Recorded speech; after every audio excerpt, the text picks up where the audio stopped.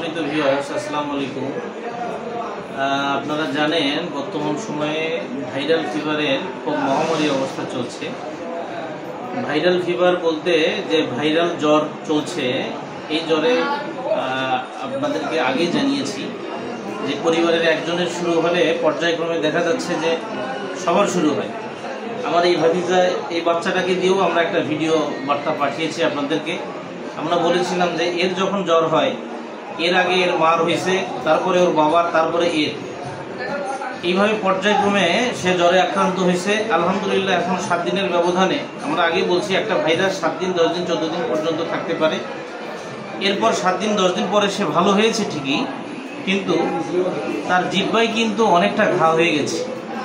পাশাপাশি দেখা যাচ্ছে হাত পা এত ঠান্ডা এবং এত দুর্বল হয়ে যাচ্ছে। আমরা এর আগেও আপনাদেরকে বলেছি যে ভাইরাল ফিভারের পরে, অর্থাৎ ভাইরাল জ্বরের পরে হাত পা অনেক ঠান্ডা হয়ে যায় এবং শুধু ঠান্ডাই নয়, আবার দেখা যায় যে মুখে রুচি থাকে না, শরীরটা অনেক ক্লান্ত হয়ে যায়, অনেক দুর্বল হয়ে যায়। আবার ম্যাক্সিমাম বাবা মাই এসে একটাই কমপ্লেন করে যে আমার বাচ্চা তো খাচ্ছে না।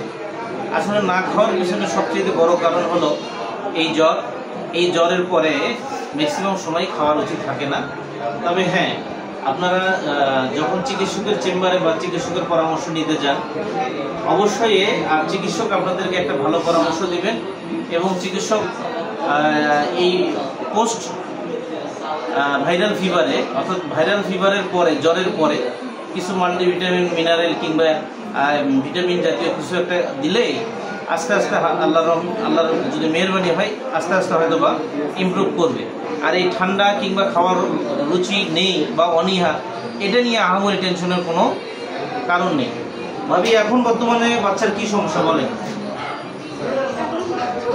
হাত পা ঠান্ডা থাকে, খাওয়া বেশি কম, আর সবসময় ঘুমায়। মানে অতিরিক্ত দুর্বলতা আসার কারণে, অর্থাৎ এই জ্বরের পরে যে দুর্বলতাটা আছে, এই দুর্বল বেশি হয়ে যাওয়ার কারণে ওর ঘুমের কন্ট্রাকশন ভাবটা বেশি হয়। আর কি সমস্যা হয়? খাওয়ার রুচি আচ্ছা আচ্ছা।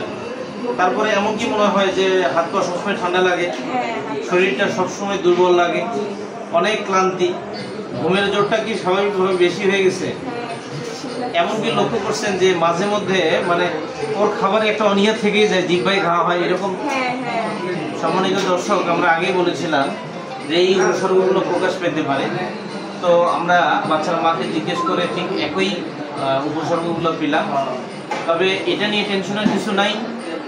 জ্বরের পরবর্তীতে আপনারা চিকিৎসকের পরামর্শ নিয়ে একটু মাল্টিভিটামিন, মিনারেল কিংবা যে সমস্ত ডেফিসিয়েন্সিগুলো আছে, এই ঘাটতি পূরণের একটু ব্যবস্থা নিলে ইনশাআল্লাহ আল্লাহ মেহেরবানি করলে সুস্থ হয়ে যাবে ইনশাআল্লাহ। ধন্যবাদ সবাইকে।